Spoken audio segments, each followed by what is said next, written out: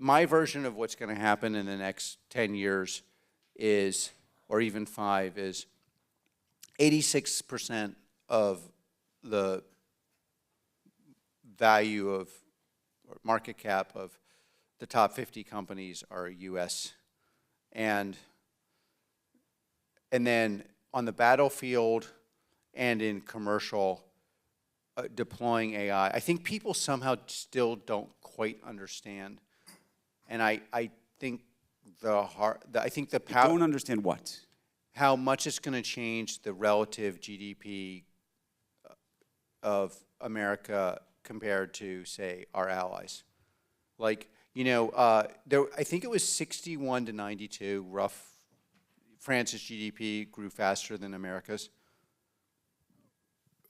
Can anyone imagine any European country having a GDP even half as strong as America will have in the next 5 years? And let alone next 20 years. And so, and then you have the battlefield is going to be AI and smaller weapons driven. And the almost complete tech scene for that is in this country. And so you consider that soft power? Economic power? Well, no, I think what the hard. I'm getting No, I think the hard power is going to be so dominant that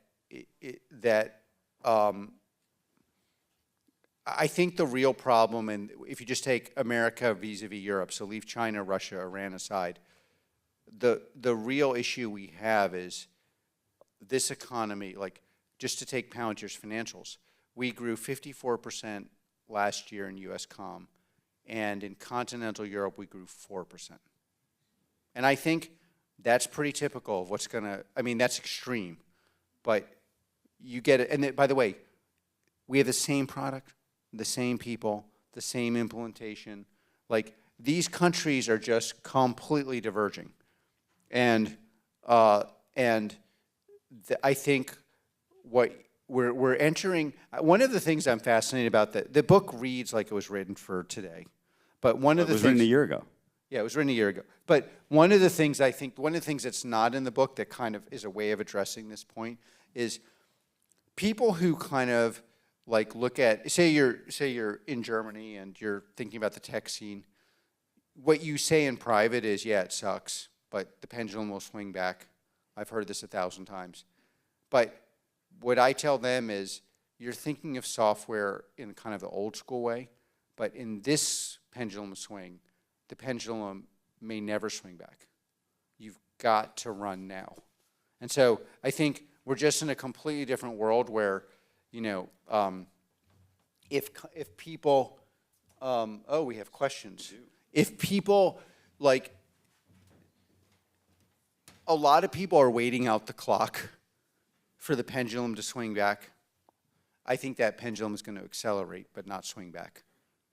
And so you're going to find that GDP growth and I think the big issue for the U.S. is, how do you make sure more people participate in the GDP growth?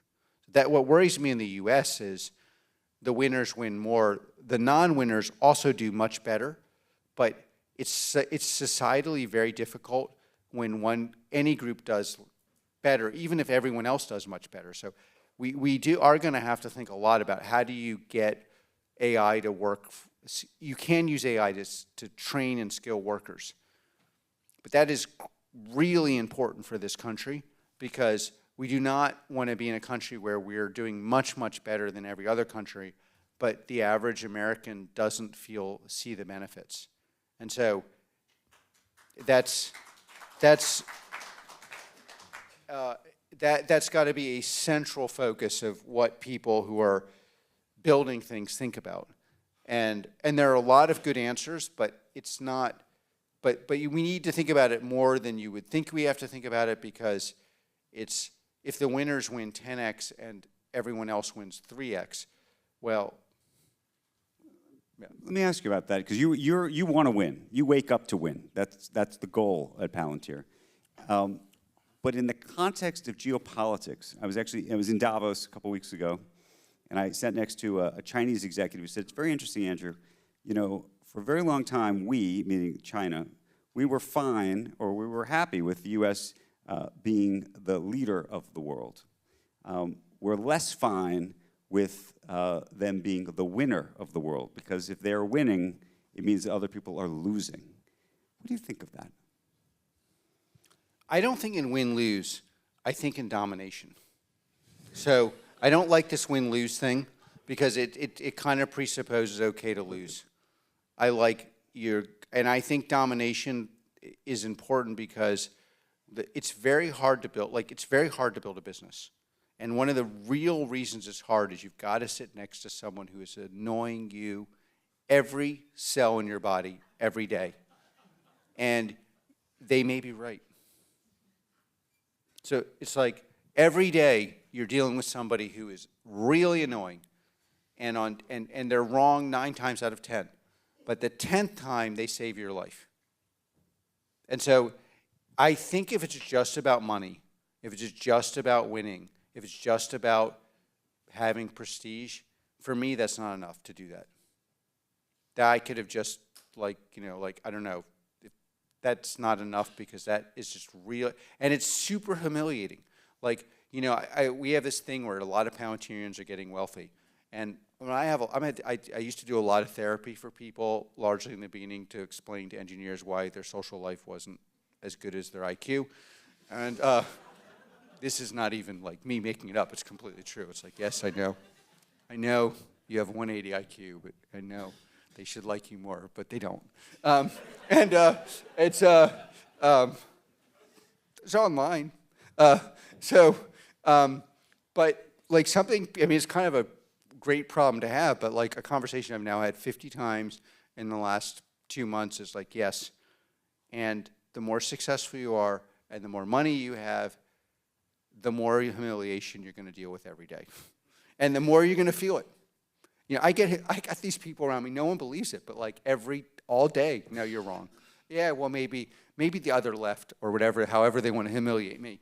It's a dyslexia joke. No, go turn the other left. But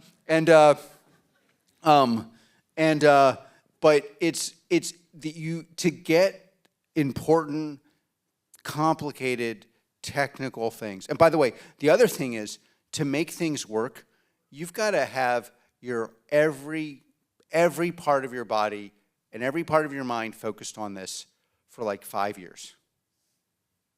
Try that. It's really hard to do. And so to organize yourself around doing that, you need a higher purpose, and I also think you often need a lower purpose. Like the higher purpose for me... What's a lower purpose?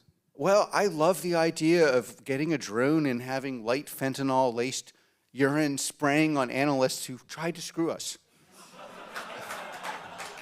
So that's my lower purpose. And, yeah, and others. But the higher purpose for me was to get this nation to be the preeminent power in the world, because whatever faults we have, they're nothing like anyone else's.